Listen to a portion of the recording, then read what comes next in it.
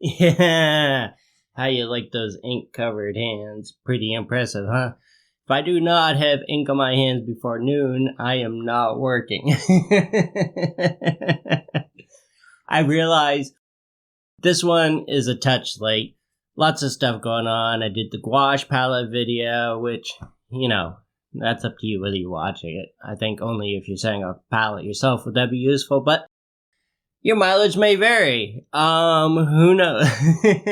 As promised last week, I wanted to touch briefly on, I read an essay by Freud called Creative Writers and Daydreaming. And this was a talk that he gave at almost a literary society that he formed.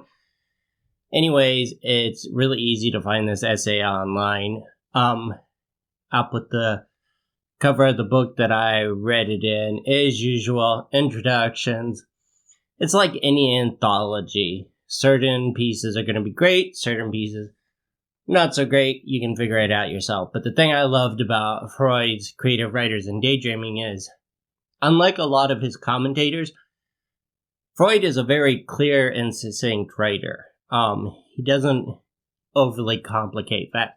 And especially since this lecture was intended to be given to a lay audience, but he talks about the difference between the creative writer and children's play, and his basic premise, which there are a couple points I loved. One is when children play, they put all their emotional investment into it, and they're lost in the world, but they tie their world to real-life objects, such as naming objects, imbuing them with personality, and so on and so forth. And as people grow up, they switch from playing to fantasizing. And in fantasizing, he makes a very important point. We never give up on anything that we have an emotional attachment to or we derive pleasure from. Instead, we exchange it for something else. And in Freud's work, we exchange that for fantasies. And fantasies are so personal that a lot of people would rather tell you where they've screwed up or poor choices they've made, bad things they have done, than actually divulge their fantasies to you. And he was kind of the first one to touch on, the fantastical view. So it's a great essay. I really liked it a lot. I really enjoyed it and its connection to the Kelp Bed. I would really suggest the White Theory podcast. I know I've talked about them before. But yeah, there's a Lacanian perspective to the White Theory podcast. But they also talk about, of course, they have to cover a lot of Freud's territory, such as id and the superego. And I find their discussion on the superego to be very illuminating. But yeah, I should probably quit hitting the dab rig before I tape these introductions. Anyways, love you all. Next week, we'll touch briefly on the Hawkwind book, to which I am deeply indebted for this week's strip. And Strange Attractor Press, they never go wrong. Anyways, love you guys. I'll see you later. Bye. And right off the bat, straight into the Tachikawa Type C. Yeah. Still love them. Still finding great uses for them. And yeah, this whole thing, I'm indebted to the new book on Hawkwind, but that was what introduced me to the John Peel session, and I believe it's the first or second one. I found it on YouTube, so I'll link to it at the end of the video. But all of Baby's quotes in this are directly from John Peel, and the owl's quote is actually from John Peel's engineer. I believe marshmallow was like their term for when things went wrong on air.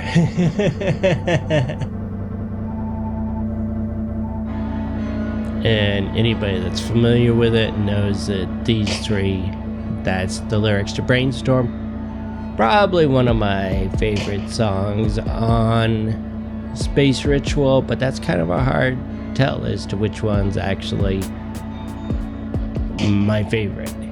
But it is good, and I know that I'm crossing streams there by using a gag from the John Peel sessions and having them dance around a space ritual, but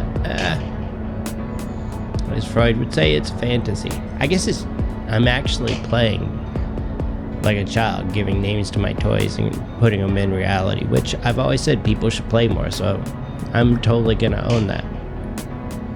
And yes, once again, Sybil wants to make sure he's in the video, so you can probably hear him in the background. I don't want to crush his dreams and, filter him out. And this time, if you remember from last week, my ink had kind of coagulated and I tried to press on and eventually I had to give up, and you can see how much smoother it is this week with fresh ink in there, using, I believe this time I'm using a size 1. It's a very cheap brush. I mean, if you're going to use it for ink, probably no need for expensive brushes. However, I do hold that I will contradict myself at any moment. But I like posing baby this week, trying to figure out more dynamic poses for them so they're not stiff. That was the whole point of doing the Kelp Bed, was to work on dynamism. Would that be the word? Who knows? More fluid motion. I believe Bill Watterson and Calvin and Hobbes pretty much nailed it.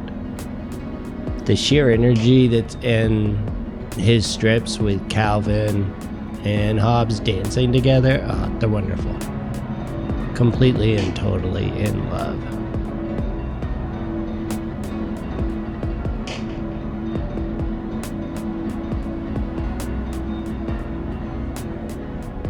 Oh yeah, Sybil definitely wants to be in this episode.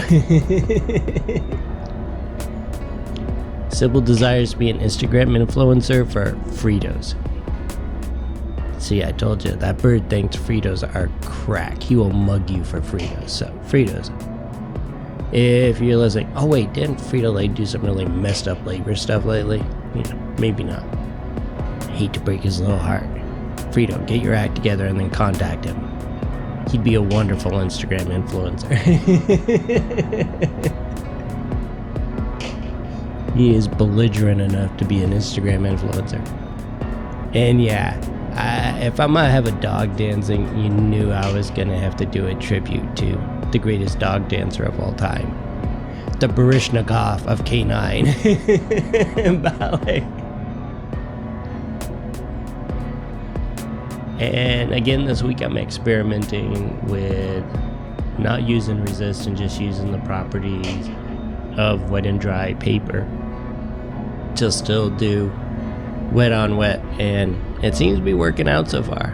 I mean, there's always going to be exceptions, and I run into them quite frequently, but I do like how it saturates the paper more thoroughly doing it this way. And that's probably my own experience, not gonna lie there.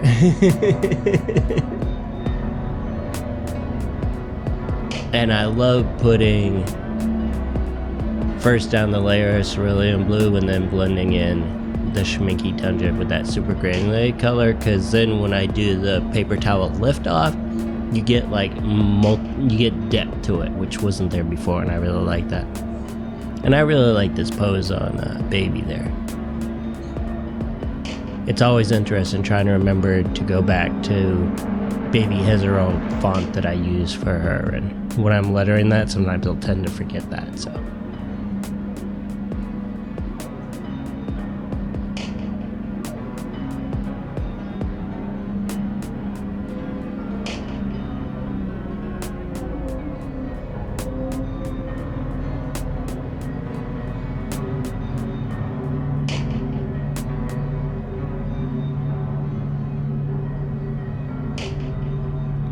And also on the ground, I'm using pretty much the same idea, except here I've reversed it where I'll use the Schminke super granulated, I believe it's Tundra Green, yeah, it's Tundra Green, and then I'll go over it with Winsor & Newton's Sap Green to kind of bring out naturally occurring events, because that's the thing I love about watercolors is you can't control them.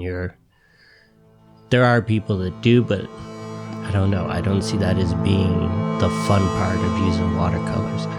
I like how watercolors have a mind of their own, and you have to kind of accommodate that. You have to let go of some control. So I do have books on watercolors by people that do hyper-realistic drawings of plants and fruits and that type of thing, and they use super fine detail brushes, and I'll exercise with those, but really not my jam. If it is your jam, super stoked for you. And I like putting in the Chinese white, even though you can't see it that well. It does color the paper to a certain extent, but more importantly, it reacts to the paints that you then blend into it, which I think is important. Of course, I reserve the right to change my mind at any time.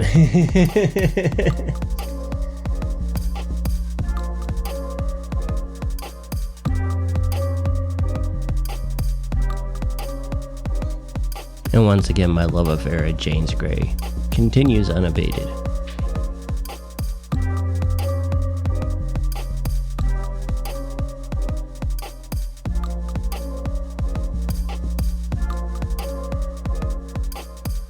At this point, I have so many different little palettes going on. It's kind of crazy. Not complaining, I'm just kind of marveling now that I'm watching this back over. And for Chico and Lemmy, I kind of wanted to give them that look of 70s children's books. So that's why they look a little bit different this week. I like playing around with stuff and trying out different things.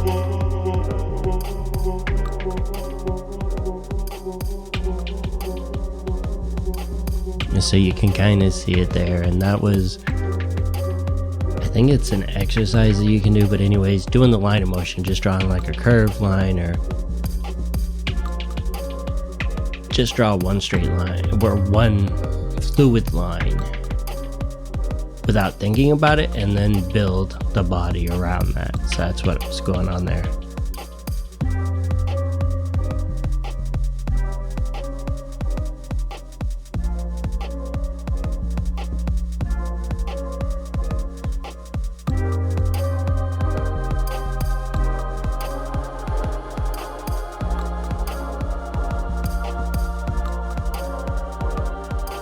I don't think the microphone will pick it up because it's pointed away from it, but yeah, our radiators have been kicking off.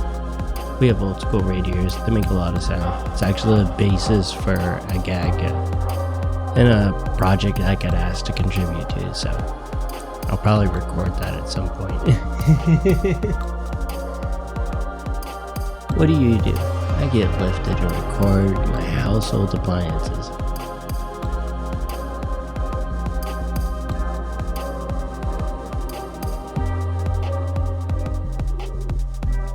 Yes, it's so troublesome to watch videos of red pandas and lemurs and monkeys in order to figure out different poses. Oh, the burdens that I bear.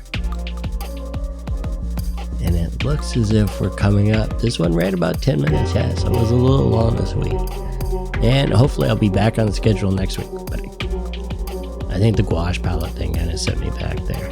Anyways, I hope you guys have a blessed weekend, and we will see you very, very shortly. Subble, you want any last words? Now we get shy. That's on par, friend. Love y'all. Bye.